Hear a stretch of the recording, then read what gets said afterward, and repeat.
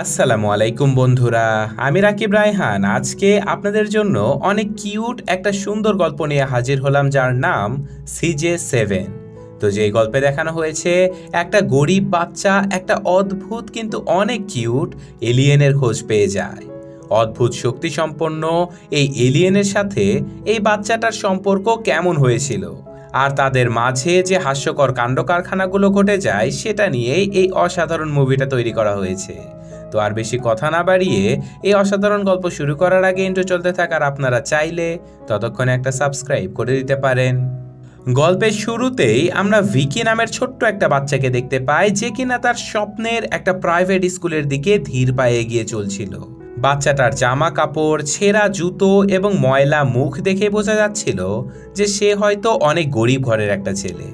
বাচ্চাটা স্কুলের ভেতরে ঢুকতেই মিস্টার কাও নামের একজন শিক্ষক এসে তাকে গালমন্দ করতে থাকে, কিন্তু তখনই মিসেস ইয়েন নামের একজন শিক্ষিকা এসে বাচ্চাটাকে তার হাত থেকে বাঁচিয়ে নেয়। বাচ্চা ছেলেটা মিস ইয়েনকে বলে যে আমার দেখাশোনা করার মতো কেউ নেই। যেদিন থেকে আমার মা মারা গেছে আর আমার বাবা রাজমিস্ত্রির কাজ শুরু করেছে, সেই দিন থেকে আমি একদম একা হয়ে গেছি। আর এসব কিছু শুনে মিসেস হাঁটু গেড়ে বসে বাচ্চাটাকে আদর করতে থাকে, আর শেষমেশ তাকে একটা ক্লাসেও পাঠিয়ে দেয়। কিন্তু ক্লাসে পৌঁছানোর পরে বাচ্চাদের ক্লাস নেওয়ার জন্য মিস্টার কাও নামের সেই টিচার চলে এসেছিল। আর আজকে টিচার বাচ্চাদের সবাইকে তাদের ফিউচার প্ল্যান সম্পর্কে জিজ্ঞাসা করলে বাচ্চারা কেউ বলছিল যে সে ডাক্তার হবে, তো কেউ বলছিল সে ইঞ্জিনিয়ার হবে। আর এভাবে কথা চলতে চলতে যখন ভিকির পালা চলে আসে, তখন সে বেচারা বলার অনেক চেষ্টা করলেও ঠিকভাবে সে বলতেই পারছিল না। আর এটা দেখে ক্লাসের বাকি বাচ্চারা তার উপরে প্রচণ্ড হাসাহাসি করতে থাকে। কিন্তু এখানেই দিঘি অনেক মূল্যবান একটা কথা বলে দেয় যে আমরা গরিব হলেও আমাদের আত্মসম্মান বোধ আছে। কিন্তু বাচ্চা ছেলের মুখে এমন বড় বড় কথা শুনে মিস্টার কাও ভেতরে ভেতরে প্রচণ্ড রেগে গিয়েছিল। তাই সে কিছু সময় পরে ইচ্ছাকৃতভাবে নিজের হাতের কলমটা নিচে ফেলে দেয়। আর এটা দেখে ভিকি দ্রুত ছুটে এসে কলমটা পরিষ্কার করে তার শিক্ষকের হাতে তুলে দেয়। কিন্তু মিস্টার কাও এমন সুন্দর ব্যবহারেও খুশি তো হয়ই না, বরং তাকে রাগারাগি করে পুনরায় তার সিটে পাঠিয়ে দেয়। শুধু তাই নয়, মিস্টার কাও পরবর্তীতে রুমাল দিয়ে সেই কলমটা নিজে তুলে নেয়। তো যাই হোক, এখন আমাদের ভিকির বাবাকে দেখানো হয়, যে কিনা একটা কনস্ট্রাকশন সাইটে কাজ করা শেষে সেই বিল্ডিংয়ের ছাদের কোনায় বসে নিজের খাওয়া দাওয়া সেরে নিচ্ছিল। আর এদিকে জনি নামের ক্লাসের সব থেকে ধনী বাচ্চাটা তার নিজের কাছে থাকা একটা দামি রোবট তার বন্ধুদের সবাইকে দেখাতে থাকে। রোবটটা দেখার জন্য বাচ্চা ভিকিও চলে আসে, কিন্তু জনি তাকে ধাক্কা দিয়ে সেখান থেকে সরিয়ে দেয়। শুধু তাই নয়, জনি তার বন্ধু বান্ধবদের সাথে করে নিয়ে কম উচ্চতার বাচ্চাদেরকে র্যাগিং করতে থাকে। এবং ম্যাগি নামের মোটা একটা মেয়ে ছিল, যাকে তারা সবাই মিলে আজে বাজে কথা বলতে থাকে। কিন্তু এই সব কিছু দেখে ভিকি সেখানে এসে তাদের সবার সাথে লড়াই করে ম্যাগিকে তাদের হাত থেকে বাঁচিয়ে নেয়, যার ফলে পরবর্তীতে ম্যাগির সাথে ভিকির অনেক ভালো একটা বন্ধুত্ব হয়ে যায়। এদিকে আমাদের আবারও সেই নির্মাণাধীন ভবন দেখানো হয়, যেখানে ভিকির বাবা কাজ করত। কিন্তু ভারী ভারী কর্মকাণ্ড চলাকালীন এক সময় এই কনস্ট্রাকশনের ইঞ্জিনিয়ার দেখতে পায় যে সুজিন ঠিকমতো কাজই করতে পারছিল না। এটা দেখে ইঞ্জিনিয়ার সুজিনকে ধাক্কা দিয়ে এখান থেকে বের করে দেবার চেষ্টা করে, কিন্তু সুজিন কোনোভাবেই কাজ ছেড়ে বেরিয়ে যেতেই চাচ্ছিল না, কারণ সে বেচারা নিজেও তার বাচ্চা ছেলে ভিকিকে একটা ফ্যান উপহার দিতে চায়। এসব কিছু শুনে ইঞ্জিনিয়ার সাহেব তাকে দয়ামায়া করে আজকের মতো কাজে রেখে দেয়। আর সৌভাগ্যবশত আজকের কাজের বেতন দিয়ে সুজিন তার বাচ্চা ছেলেটার জন্য একটা সেকেন্ড হ্যান্ড টেবিল ফ্যান কিনে নিয়ে আসে। আর এটা দেখে প্রচণ্ড খুশি হয়ে যায় ভিকি, কিন্তু দুর্ভাগ্যবশত সেই ফ্যান ঠিক মতো চলার আগেই আবারও নষ্ট হয়ে যায়। প্রচণ্ড হতাশ হয়ে সুজিন তার ছেলেকে বোঝাতে থাকে যে এই সব আসলে কোনো দুর্ভাগ্য নয় বাবা, আমরা এই সমাজের সব থেকে গরিব মানুষ হিসেবে বসবাস করি, এগুলো আসলে আমাদের নিয়তি। বাবার মুখে এমন কথা শুনে নিজেদের অবস্থান মেনে নিয়ে এত কষ্টের মাঝেও সুখ খুঁজে নিতে থাকে ভিকি। আর প্রতিদিনের মতো আজকেও তারা তাদের এই ছোট্ট ঘরটাতে থাকা বড় বড় তেলাপোকাগুলোকে মারতে থাকে। আর এই সব কিছু করে বাবা ছেলে পরম মমতায় একে অপরকে জড়িয়ে ধরে ঘুমিয়ে পড়ে। আর এখন পরদিন ভিকি তার বাবার সাথে রাস্তায় বসে টিভিতে খবর দেখছিল, যেখানে বলা হচ্ছিল যে বিজ্ঞানীরা আকাশে উড়ন্ত অজানা কোনো একটা বস্তুর খোঁজ পেয়েছে। তো যাই হোক, এইসব খবর দেখা শেষ করে বাবা ছেলে যখন একটা শপিং মলের ভেতরে ঢুকে পড়ে, তখন ভিকি তার বাবাকে রোবটের একটা খেলনা দেখিয়ে দিয়ে সেটা কিনে নিতে চায়। কিন্তু সুজিন এসে তাকে বোঝায় যে এইসব দামি খেলনা আসলে তাদের জন্য নয়। সুজিন ভিকিকে এবার সেই খেলনা রেখে দিতে বললে এবার ভিকি খেলনা কিনে নেবে বলে তার বাবার কাছে জেদ করে বসে। আর এটা দেখে সুজিন মার্কেটের ভেতরেই ভিকিকে মারধর করতে থাকে। বাচ্চা ছেলেটা কান্না করতে করতে সেখান থেকে দৌড়ে বেরিয়ে যায়। কিন্তু পথিমধ্যেই ভিকির সাথে তার স্কুলের শিক্ষিকা মিস ইয়েনের দেখা হয়ে যায়। ভিকি কান্নারত চোখ নিয়ে তার ম্যাডামকে সবকিছু খুলে বলে। এইসব কিছু শুনে মিসেস ভিকিকে বোঝাতে থাকে যে তার আসলে এরকম করা একদমই ঠিক হয়নি। সব পরিস্থিতিতে বাবা মায়ের কথা শুনে বাবা মায়ের সাথেই থাকতে হয়। আর এইসব ঘটনার পরে পরিস্থিতি কিছুটা শান্ত হলে সুজিন তার ছেলেকে নিয়ে বাড়িতে চলে আসে। আর এখন রাতের বেলা সুজিন তার ছেলেকে না জানিয়ে অন্ধকার একটা জায়গায় গিয়ে ভিকির জন্য একটা জুতা খুঁজতে থাকে। আসলে এই জায়গাটা একটা আবর্জনার ভাগাড় ছিল। সুজিন যখন খোঁজাখুঁজি করতে ব্যস্ত ছিল, তখনই সেখানে একটা অদ্ভুত বস্তু নড়াচড়া করে ওঠে। আর সেই বস্তুর সাথে সাথে আশেপাশে পড়ে থাকা ইলেকট্রনিক্স ডিভাইসগুলো, যেমন নষ্ট টেলিভিশন, নষ্ট লাইটগুলো জ্বলজ্বল করে জ্বলে উঠতে থাকে। সুজিন মনে করে যে এই টেলিভিশনটা হয়তো ভালো আছে, তাই সে টেলিভিশনটা দেখার জন্য মুখের সামনে নিতেই সেই নড়াচড়া করতে থাকা বস্তুটা ধীরে ধীরে উপরে উঠে যায়, যেটা আসলে একটা এলিয়েন স্পেসশিপ ছিল। আর সুজিন সেটাকে ঠিকমতো দেখার আগেই স্পেসশিপটা সেখান থেকে উড়ে চলে যায়। তো যাই হোক, এখানে সুজিন কোনো জুতা খুঁজে না পেলেও একটা সবুজ রঙের বল খুঁজে পায়। সুজিন সেই বলটা ভিকিকে খেলনা হিসেবে উপহার দেয়। কিন্তু ভিকির মনে পড়ে যায় শপিং মলের ভেতরে তার বাবা তাকে কিভাবে অপমান করেছিল। তাই সে প্রথমে বলটা না নিলেও তার বাবা ঘর থেকে চলে গেলে ভিকি সেই বলটা দেখে অবাক হয়ে যায়। আর তাই পরদিন সবার আগে ভিকি সেই বলটা নিয়ে তার এক বান্ধবীকে দেখাতে থাকে। তারা দুজন বলটা নিয়ে আলাপ আলোচনা করছিল, কিন্তু তখনই সেখানে জনি তার দলবল নিয়ে এসে হাজির হয়। জনি বিভিন্নভাবে ভিকিকে গালাগালি করে তাদের কথার মাঝে বিরক্ত করতে থাকে। আর ভিকি এইসব কিছুর প্রতিবাদ করতে যেতেই তখনই জনি তার সবচেয়ে শক্তিশালী আর মোটা বন্ধুকে এখানে ডেকে পাঠায়। এত বড় বিশাল দেখি ছেলেটাকে দেখে ভিকি প্রচণ্ড ভয় পেয়ে যায়। কিন্তু সে পরিস্থিতি শান্ত করার জন্য একটা মুচকি হাসি দিয়ে সেই ছেলেটার সাথে হ্যান্ডশেক করতে থাকে। কিন্তু মোটা ছেলেটা তার হাত চেপে ধরে তাকে অনেক দূরে ছুঁড়ে ফেলে দেয়। আর এখন রাতের বেলা ভিকির শরীরে কাটা ফাটা দাগ এবং তার ছিঁড়ে যাওয়া ইউনিফর্ম দেখে তার বাবা তাকে অনেক বকাবকি করতে থাকে। সুজিন তাকে সব ধরনের মারামারি এবং ঝগড়া বিবাদ থেকে দূরে থাকতে বলে। এইসব কিছু বলে তার বাবা ঘর থেকে বেরিয়ে যাবার পরে ভিকি খেয়াল করে তার কাছে থাকা সেই সবুজ বলটার শরীরে যেন শিং গজিয়ে যাচ্ছে। এটা দেখে ভিকি চিৎকার করে তার বাবাকে সেই বলটা দেখাতে থাকে, কিন্তু অদ্ভুতভাবে সেই বলটা আবারও আগের মতো হয়ে যায়। ভিকি প্রচণ্ড ভয় পেয়ে সেই বলটাকে একটা ছোট্ট ঘরের ভেতরে লুকিয়ে রাখে। আর কিছুক্ষণ পরে সে যখন আবার বলটাকে দেখতে যায়, তখন সে অদ্ভুতভাবে দেখতে পায় বলটা রাক্ষসের মতো ট্রান্সফর্ম হতে শুরু করেছে। এটা দেখে ভিকি প্রচণ্ড ভয়ে চিৎকার চেঁচামেচি করতে থাকে। কিন্তু ভিকির এমন আজাইরা চিৎকার শুনে তার বাবা তাকে সেই বলটার সাথে ছোট্ট ঘরটাতে বন্ধ করে দেয়। ঘরের ভেতরে কিছুক্ষণের মধ্যেই সে বলটার ভেতর থেকে তীব্র আলোকরশ্মি বের হতে থাকে। আর এক মুহূর্তের মধ্যে সেই আলোয় চড়ে ভিকি রীতিমতো মহাশূন্যের গ্রহ নক্ষত্রের ভেতরে চলে যায়। আর এমন অদ্ভুত দুনিয়ার ভেতরে এসে সে দেখতে পায় সেই বলটা ধীরে ধীরে কিউট একটা এলিয়েন কুকুরে পরিণত হয়ে যাচ্ছে। কিউট এই এলিয়েনটাকে দেখে ভিকির সম্পূর্ণ ভয় ভেঙে যায়।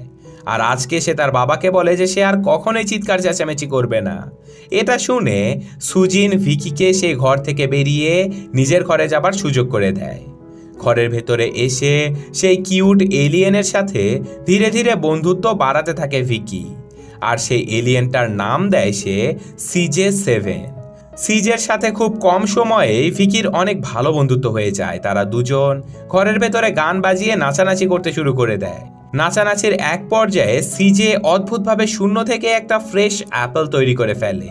এটা দেখে ভিকি বুঝে যায় যে সিজের কাছে নিশ্চয়ই কোনো জাদুকরী শক্তি আছে। তাই পরদিন সে সিজেকে সাথে করে নিয়ে তার স্কুলে যেতে থাকে, কিন্তু পথিমধ্যে একটা কুকুর তাদের পথ আগলে দাঁড়িয়ে পড়ে। অদ্ভুতভাবে এখানে সিজে একজন কুংফু মাস্টারের মতো সেই কুকুরটার সাথে মারামারি করে ভিকিকে বাঁচিয়ে নেয়। আর এটা দেখে ভিকি প্রচণ্ড সাহসে বুক ফুলিয়ে সিজেকে নিজের কাঁধে করে নিয়ে স্কুলে আসতে থাকে। আজকে স্কুলে আবার ভিকির ফাইনাল পরীক্ষা ছিল, তাই পরীক্ষা দেবার আগে বাথরুমে গিয়ে ভিকি সিজের কাছে অনুরোধ করতে থাকে যেন সে এবারের মতো তাকে পরীক্ষায় পাশ করানোর জন্য কোনো জাদু করে তাকে সাহায্য করে। এই কথা শুনে সিজে ডোরেমনের মতো নিজের পকেট থেকে অদ্ভুত একটা চশমা বের করে ভিকির হাতে দিয়ে দেয়। ভিকি সেই চশমাটা পরে পরীক্ষার হলে বসে যায়। আর লেখা শুরু করার পরে সেই চশমার ভেতর থেকে ছোট ছোট মশার সমান ড্রোন বেরিয়ে পড়ে পাশের ছাত্রছাত্রীদের খাতার ছবি সরাসরি ভিকিকে দেখাতে থাকে। কিন্তু এখানে বাচ্চারা সেই মশার যন্ত্রণায় অতিষ্ঠ হয়ে মশাটাকে মারার চেষ্টা করে, কিন্তু দুর্ভাগ্যবশত তারা মশার পরিবর্তে তাদের ক্লাসের শিক্ষককেই বারবার মারতে থাকে। তো যাই হোক, পরদিন পরীক্ষার রেজাল্ট দেয়া হলে এই প্রথমবার ভিকি অনেক ভালো নাম্বার পেয়ে পরীক্ষায় পাশ করে যায়। আর এটা দেখে ক্লাস টিচার ভিকির কাছ থেকে তার চশমাটা চেয়ে বসে। ভিকি চশমাটা ছুঁড়ে দিতেই একটা বিস্ফোরণ হয়ে শিক্ষকের মুখ সম্পূর্ণ কালো হয়ে যায়। আর এখন পরদিন শারীরিক শিক্ষা পরীক্ষার আগে ভিকি আবারও সিজের কাছে একটা জাদুকরী যন্ত্র চেয়ে বসে। আর এক মুহূর্তের মধ্যেই সিজে তার জন্য অদ্ভুত একটা জুতা বানিয়ে দেয়। এদিকে স্কুল মাঠে মিস্টার কাও যখন বাচ্চাদেরকে হাই জাম্প করার বিভিন্ন রীতিনীতি শেখাচ্ছিল, তখনই সেখানে অদ্ভুত জুতার সাহায্যে অনেক উঁচু একটা লাফ দিয়ে সবাইকে অবাক করে দেয় ভিকি। শুধু তাই নয়, ওই জুতার সাহায্যে দৌড়াতে দৌড়াতে ট্রেডমিল নষ্ট করে ফেলে সে। এমনকি পানিতে সাঁতরাতে গেলেও স্পিড বোর্ডের মতো খুব দ্রুত সাঁতার দিতে থাকে।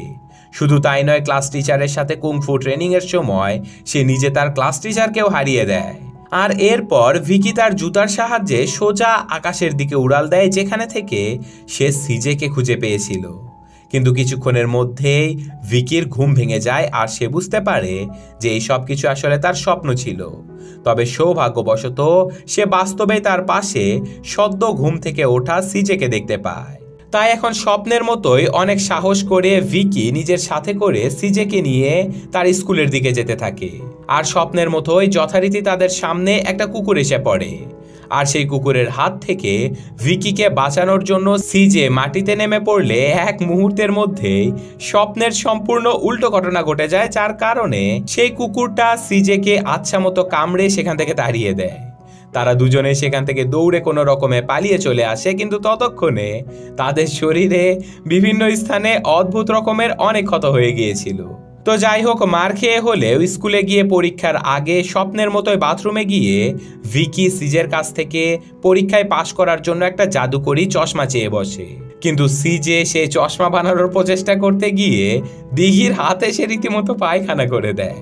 প্রথমবার সে সিজের কাছ থেকে কিছু একটা পেয়ে দিঘি ভেবেছিল এই পায়খানার মাধ্যমেই হয়তো সে ভালো রেজাল্ট করতে পারবে। তাই সে পায়খানা হাতে করে নিয়ে পরীক্ষা দিতে থাকে।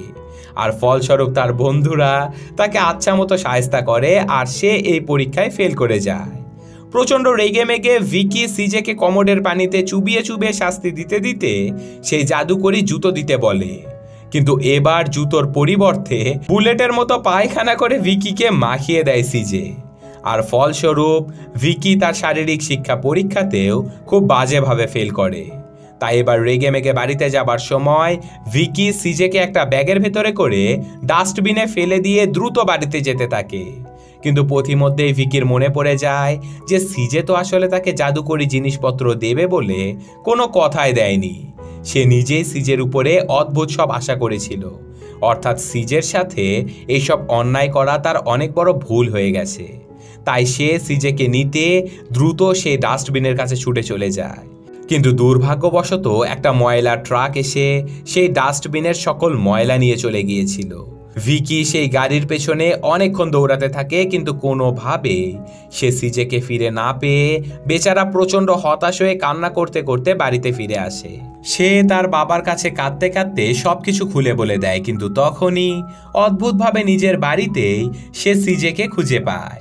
সিজেকে ফিরে পেয়ে ভিকি অনেক খুশি হয়ে গিয়েছিল, কিন্তু এখানেই ভিকির হাতে সিজেকে দেখে তার বাবা অনেক অবাক হয়ে যায়। সুজিন সিজেকে একটা খেলনা মনে করে তাকে বিভিন্নভাবে ঘোরাতে থাকে, চাপ দিতে থাকে, তার শরীরের বিভিন্ন জায়গায় ব্যাটারি কোথায় আছে সেটা খুঁজতে থাকে। আর এক পর্যায়ে সিজেকে রাবারের মনে করে তাকে আচ্ছা মতো ধোলাইও করতে থাকে সে। কোনো রকমে ভিকি সিজেকে বাঁচিয়ে নিয়ে সেদিনের মতো ঘুমাতে চলে যায়, কিন্তু রাতের বেলা প্রচণ্ড গরমে ভিকির একদমই ঘুম আসছিল না। আর এটা দেখে সিজে এই প্রথমবার নিজের ইলেকট্রিক ক্ষমতা দিয়ে নষ্ট হয়ে পড়ে থাকা সেই ফ্যানটা চালু করে ফেলে, কিন্তু এত বেশি পরিমাণে শক্তি প্রয়োগ করার কারণে সিজে সেখানেই অজ্ঞান হয়ে গিয়েছিল। তো যাই হোক, পরদিন সকালবেলা ঘুম থেকে উঠে সুজিন ঠিক হয়ে যাওয়া ফ্যানটা দেখে অনেক অবাক হয়ে যায়। সে কিছুতেই বুঝতে পারছিল না যে ফ্যানটা ঠিক হয়ে গেল কিভাবে। তো যাই হোক, এখন এইসব কিছু ইগনোর করে একজন বন্ধুর মতো সিজেকে নিজের সাথে করে নিয়ে ভিকি আজকেও তার স্কুলের দিকে চলে যায়। কিন্তু পথিমধ্যে জনি এবং তার দল সিজেকে দেখে তারা সবাই মিলে ভিকির ব্যাগ চেক করতে চলে আসে। ভিকি প্রাণপণে চেষ্টা করতে থাকে সিজেকে বাঁচানোর, কিন্তু তারা সবাই মিলে সিজেকে ধরে প্রচণ্ড টানা হেচড়া করতে থাকে। সিজে কোনো রকমে তাদের হাত থেকে পালিয়ে দৌড়ে বাঁচার চেষ্টা করতে থাকে, কিন্তু জনির দলবল এক পর্যায়ে ভিকিকে আটকে রেখে সিজেকে ধরে তাদের বিভিন্ন রকমের যন্ত্রপাতি দিয়ে কেটে কেটে নষ্ট করে দেবার চেষ্টা করতে থাকে। আর এটা দেখে রেগে মেগে ভিকি তাদের সবাইকে মেরে সেখান থেকে তাড়িয়ে দেয়। কিন্তু তখনই জনির সেই মোটা বন্ধু এসে ভিকির সামনে দাঁড়িয়ে পড়ে, কিন্তু এবার সেই ছেলেটা ভিকির গায়ে হাত তোলার আগেই ভিকিকে বাঁচানোর জন্য তার বান্ধবী ম্যাগি চলে আসে। দুই বিশাল দেহী ছেলে মেয়েদের মধ্যে ভয়ঙ্কর মারামারি শুরু হয়ে যায়, কিন্তু মারামারি করতে করতে এক পর্যায়ে ম্যাগি সেই মোটা ছেলেটাকে মেরে অজ্ঞান করে ফেলে। আর এই সব কিছু আবার তাদের শিক্ষক মিস্টার কাও দেখে ফেললে তাদের সবাইকে ডেকে নিয়ে গিয়ে তিনি পানিশমেন্ট দিতে থাকে। কিন্তু তখনই তাদের সামনে লুকিয়ে পড়া সিজে পুনরায় দৌড়ে ভিকির কাছে এসে পড়ে। ভিকির হাতে সিজেকে দেখে জনি এবং তার দলবল সবাই অনেক আগ্রহী হয়ে ওঠে। আর এখন দুষ্ট বাচ্চারাও সিজের কিউটনেস আর দুষ্টুমি দেখে অনেক খুশি হয়ে যায়। সিজের কারণে তাদের সবার মধ্যে সুন্দর একটা বন্ধুত্বের সৃষ্টি হয়। আর এদিকে আমরা সুজিনকে দেখতে পাই যে কিনা তার কনস্ট্রাকশন সাইটে কাজের ফাঁকে ফাঁকে তার সকল সহকর্মী এবং ইঞ্জিনিয়ারদেরকে বলতে থাকে যে তার বাচ্চা ছেলে ভিকি পরীক্ষায় অনেক ভালো রেজাল্ট করেছে। কিন্তু ভালো রেজাল্টের কথা শুনে ইঞ্জিনিয়ার সাহেব সুজিনকে তাচ্ছিল্য করে বলে যে আমি বিশ্বাস করি না, আমার মনে হয় না তোমার ছেলে পাসও করতে পেরেছে। এই কথা শুনে ইঞ্জিনিয়ার সাহেবের সাথে সুজিনের রীতিমতো মারামারি শুরু হয়ে যায়। আর সিনিয়রের সাথে বেয়াদবির কারণে সুজিনকে চাকরি থেকে বের করে দেয়া হয়। প্রচণ্ড হতাশ হয়ে সুজিন চিন্তা করে যে তার উচিত হবে ভিকির সাথে তার রেজাল্টের ব্যাপারে আরও একবার কথাবার্তা বলা।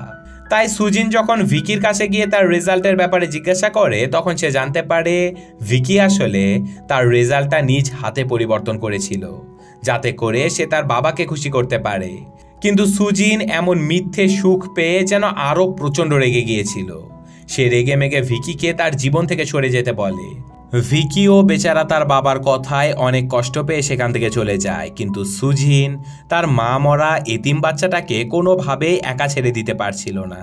তাই সে আজকে দুপুরবেলা তার বাচ্চাকে খাবার দেওয়ার জন্য যখন স্কুলে চলে যায় তখন তার সাথে মিস ইয়েন নামের সেই সুন্দরী ম্যাডামের দেখা হয়ে যায়। ম্যাডাম সুজিনকে কথা দেয় যে সে ভিকিকে অনেক ভালোভাবে পড়াশোনা করাবে, শুধু তাই নয় সে ভিকির সব ধরনের খেয়াল রাখবে। আর এসব কথা শুনে সুজিন ম্যাডামকে অন্তর থেকে ধন্যবাদ দিয়ে সেখান থেকে আবারও ইঞ্জিনিয়ারের কাছে নিজের কাজ ফিরে পাবার জন্য অনুরোধ করতে চলে আসে। কিন্তু সেই ইঞ্জিনিয়ারকে দেখে সে প্রচণ্ড ভয় পেয়ে যায়, কিন্তু অদ্ভুতভাবে ইঞ্জিনিয়ার নিজে থেকেই সুজিনের কাছে ক্ষমা চাইতে থাকে তার ছেলের নামে উল্টাপাল্টা কথা বলার জন্য। সুজিন প্রচণ্ড অবাক হয়ে যায়, কারণ ইঞ্জিনিয়ার সাহেব তাকে আবারও কাজে নিয়োগ দিয়ে দেয়। সুজিন প্রচণ্ড খুশি হয়ে নিজের কাজকর্মে মনোযোগ দেয়। আর অপরদিকে ভিকিও তার পরীক্ষায় ভালো ফলাফল করার জন্য প্রাণপণে চেষ্টা করতে থাকে। কিন্তু দুর্ভাগ্যবশত আজকে কাজ করার সময় একটা গ্যাসের সিলিন্ডার উপর থেকে সুজিনের পায়ে বেঁধে সোজা নিচে পড়ে যায়। বেচারা সুজিন এক মুহূর্তের মধ্যে জীবন মৃত্যুর সন্ধিক্ষণে এসে পৌঁছে যায়। আর দুর্ভাগ্যবশত সুজিন বিল্ডিংয়ের অনেক উপর থেকে নিচে পড়ে প্রচণ্ড আহত হয়ে যায়। সুজিনকে হাসপাতালে নিয়ে যাওয়া হয়। ভিকি অসহায়ের মতো কোনো কিছু না বুঝেই হাসপাতালের বাহিরে বসে থাকে। কিন্তু আজকের রাতের বেলা মিস ইয়েন এসে ভিকিকে জানায় যে তার বাবা আর এই দুনিয়াতে নেই। বাবার মৃত্যুর খবর শুনে কুলকিনারা হারিয়ে এই দুনিয়াতে এতিম হয়ে যাওয়া বাচ্চা ছেলে ভিকি অঝরে কান্না করতে থাকে। আর বাচ্চাটার এমন কষ্ট দেখে টিচার নিজেও তার কান্না আটকিয়ে রাখতে পারছিল না। এক মুহূর্তে যেন ভিকির জীবনটাই ধ্বংস হয়ে গেল। কিন্তু এখানে সিজে তার প্রিয় বন্ধু ভিকির এমন কষ্ট যেন মেনে নিতে পারছিল না। তাই সিজে নিজের জীবনের পরোয়া না করে তার সেই ইলেকট্রোম্যাগনেটিক জাদুকরী শক্তি দিয়ে সুজিনকে বাঁচিয়ে তোলার প্রাণপণ চেষ্টা করতে থাকে। চেষ্টার এক পর্যায়ে সিজে প্রচণ্ড অসুস্থ হয়ে যায়। আর পরদিন সকালবেলা আমরা দেখতে পাই ভিকির ঘুম ভাঙলে তার পাশে সুস্থ হয়ে যাওয়া সে তার বাবাকে দেখতে পায়। ভিকি প্রচণ্ড খুশি হয়ে তার বাবাকে জড়িয়ে ধরে কান্না করতে করতে বলে যে বাবা, আর আমি কখনোই তোমার কাছে জেদ করব না, আমি আর কখনোই তোমাকে মিথ্যে কথা বলবো না। আর এইসবের মধ্যে ভিকি সেখানে প্রচণ্ড অসুস্থ হয়ে যাওয়া মৃতপ্রায় সিজেকে দেখতে পায়। আর তারা বুঝে যায় যে অসাধ্য সাধন আসলে সিজেই করেছে। কিন্তু নিজের সম্পূর্ণ শক্তি ব্যবহার করার কারণে সিজে প্রচণ্ড অসুস্থ হয়ে আজকে তাদের সামনে ধীরে ধীরে একটা মৃত পুতুলে পরিণত হয়ে যায়। তারা সিজেকে বাঁচানোর জন্য বিভিন্নভাবে অনেক চেষ্টা করতে থাকে, কিন্তু তাতে কোনোই লাভ হয় না। সিজেকে হারিয়ে ভিকি নিজেও প্রচণ্ড হতাশ হয়ে গিয়েছিল। সে অধীর আগ্রহে অপেক্ষা করছিল সিজেকে আবারও জীবিত অবস্থায় দেখার। তো যাই হোক, এখন বেশ কয়েকদিন কেটে যাবার পরে স্কুলের পরিস্থিতি সবকিছু আগের মতো ঠিকঠাক হয়ে গিয়েছিল, যেখানে সেই মোটা দুইজন ছেলে মেয়ে একে অপরকে পছন্দ করতে শুরু করেছিল। জনির সাথেও একটা বাচ্চা মেয়ের সেটেল হয়ে যায়। শুধু তাই নয়, ভিকির বাবার সাথেও তার ক্লাস টিচারের অনেক ভালো একটা সম্পর্ক হয়ে যায়। কিন্তু শুধু একা একা বসে থাকা ভিকি অপেক্ষা করতে থাকে তার প্রিয় বন্ধু সিজের ফিরে আসার। আর তখনই সবাইকে অবাক করে দিয়ে একটা বিশাল বড় স্পেসশিপ আকাশে উঠতে থাকে। আর এক মুহূর্তেই সিজের গ্রহ থেকে শত শত কিউট কিউট এলিয়েনগুলো দৌড়ে ছুটে আসতে থাকে তাদের প্রিয় বন্ধু সিজেকে পুতুল থেকে পুনরায় এলিয়েনে পরিণত করার জন্য। আর এই ঘটনার সাথে সাথে আজকের এই অসাধারণ কিউট গল্পটা শেষ হয়ে যায়। আশা করি আপনাদের এই গল্পটা অনেক ভালো লেগেছে, কারণ এমন কিউট গল্প কিন্তু সচরাচর খুঁজেই পাওয়া যায় না। তবুও নিজেদের মতামত অবশ্যই কমেন্টে জানাবেন। আর আমি আজকের মতো বিদায় নিচ্ছি। আল্লাহ হাফেজ।